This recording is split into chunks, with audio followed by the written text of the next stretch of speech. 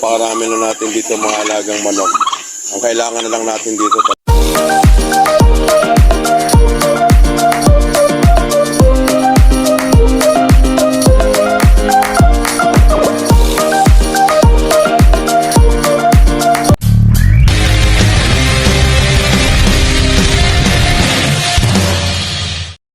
Brad, isang napakagandang araw po muli sa atin lahat. At ito nga mga kabrad, dala-dala na natin yung ating mga sisiw na galing doon sa may bahay. Ang ina, ito nga nakakulong, ngayon ko lang bubuksan. Ayan. Nakalimutan ko kasi na meron pala doon sa sasakyan na meron tayong dalang hangina. Kaya ngayon ang gagawin natin, i-transfer na natin dito.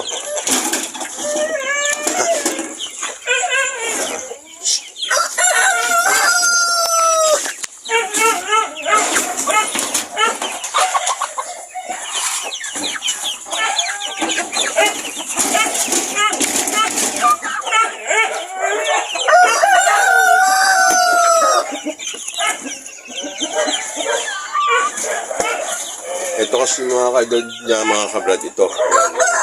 Yan na ito, sumabay lang po sa akin, pumasok to. Tatanggalin natin itong malaki na yan. Ito lang, tinatanggal lang natin. Sana wala pang alang namatay. Kalimutan ko kasi. Ayan o. Tanda-tanda tayo siguro.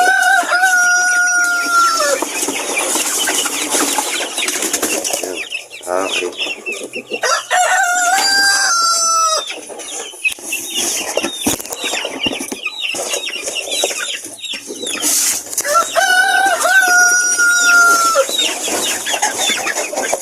Ito na yung bagang tahanan nila mga kabrad.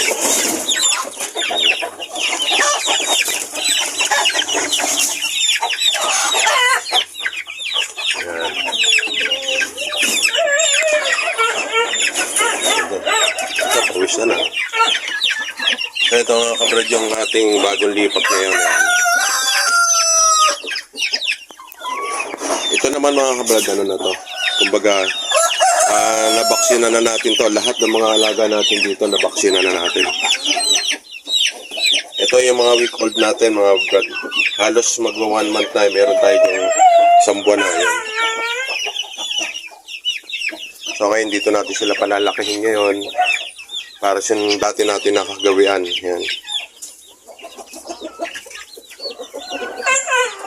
Dito kasi mas maluwag na yung lalakaran nila rito. Sa ano na to. Ito kaya naman. Labas. Ito rito. Hindi ka naman tiga rito. Ayun yan. Ito kasi hindi naman tiga rito.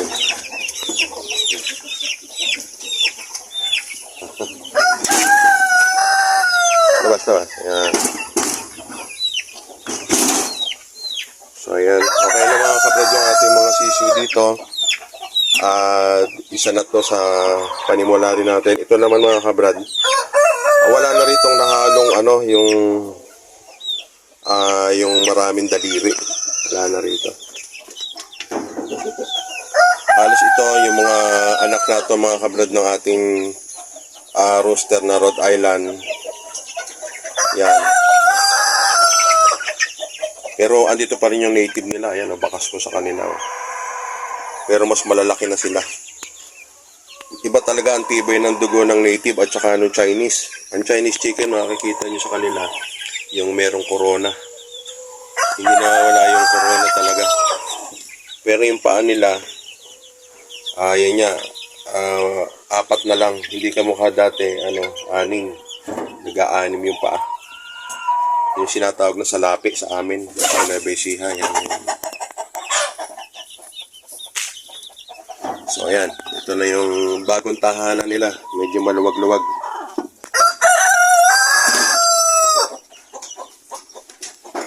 Ayan.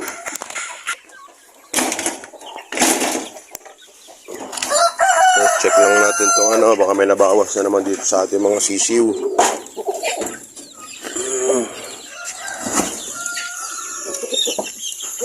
ngayon naman wala.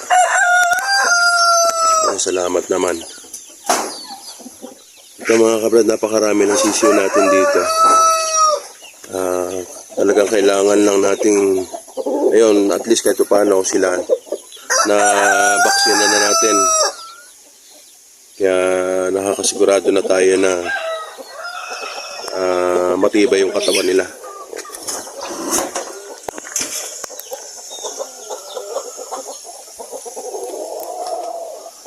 Tapos ito itong pinainaman natin mga kabrad, yung ating inahin na to.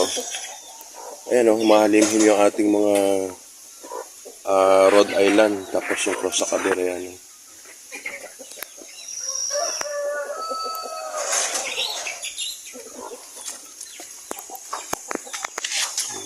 Dito pa na pumisto to. Ayan, meron pa tayong dalawa ron mga kabrad sa dulo.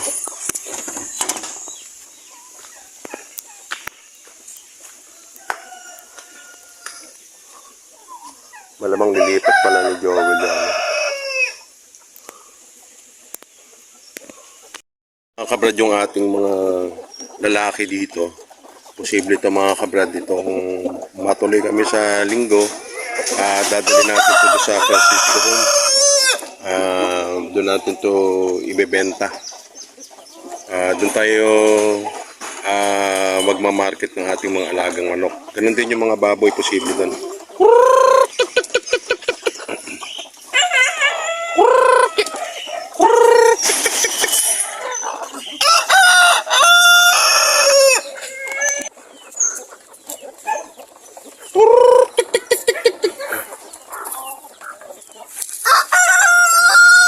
Kumbaga mga kabrad, hindi na natin dito iintayin na yung kung sino pumunta rito para bibili kasi matagal talagang mabenta yung ating mga alaga pagka gano'n. Kaya ngayon ang naisip namin ni Joel ay dadali namin doon sa Francisco Homes.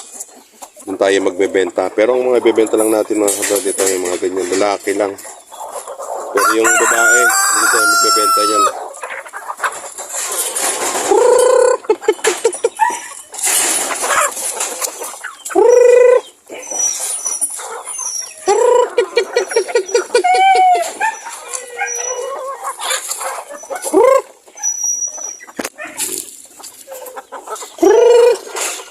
Kasi kung totoo sila mga kabrad, napakarami natin dito na mga lalaki na pambenta na. Kaya lang hindi nga natin maasikaso na madala doon sa Francisco Home. Matagal na natin pinaplano. Sana itong Sunday madala na namin doon.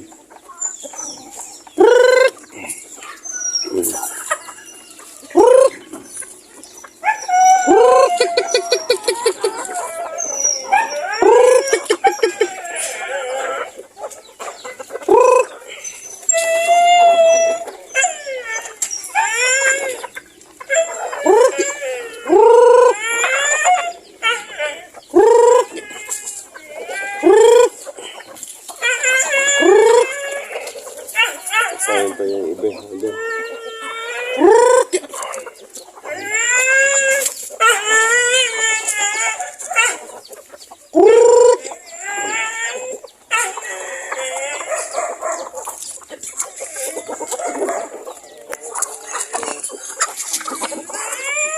Siguro kung mga 20, meron lang tayo siguro dito mga lalaki. Pinagsama-sama yung ano.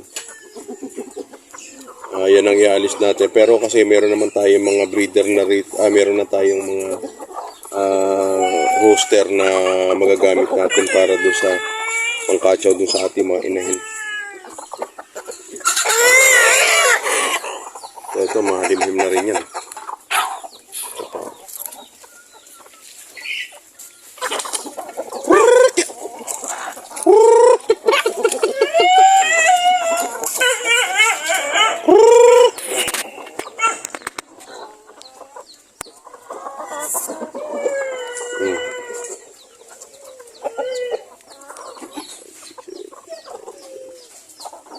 Eleven pa lang ito. So, iba.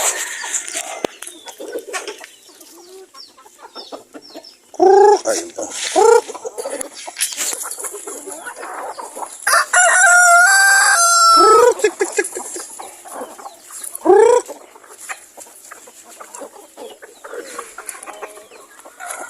Hindi natin natin yung ating mga ano rito.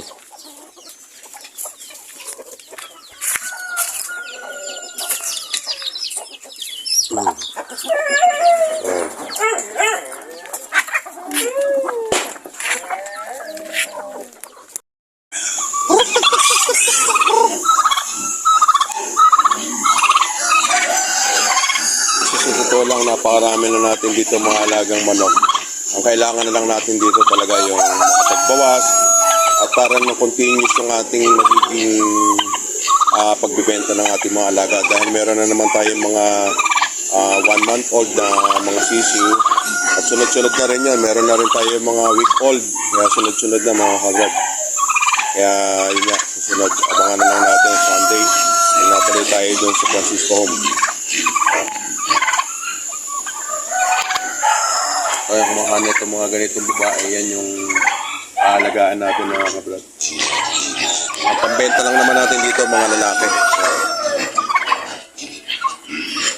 Mga kabrad, sana nga itong Sunday matuloy na yung pagbebenta natin ng mga manok doon sa Francisco Home.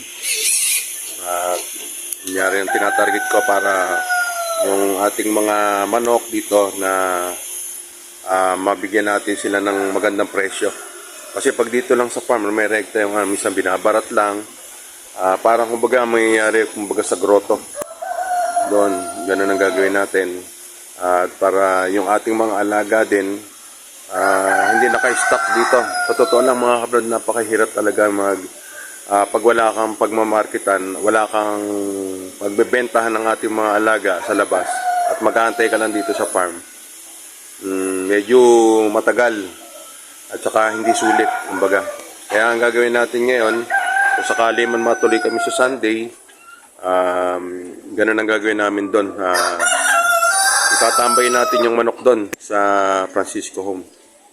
At yun nga, para kung maging maganda man yung kalalagayan, pati yung ating mga native pig, doon na rin natin iyaano nun. Doon natin imamarket. Kasi magandang ano doon dahil yung tricyclean, daanan ng tao. Kaya mga kabrad, abangan natin mga kabrad sa Sunday. Pag natuloy tayo doon sa pagbibenta ng ating mga alaga. Kaya mga kabrad, muli, maraming salamat. God bless po.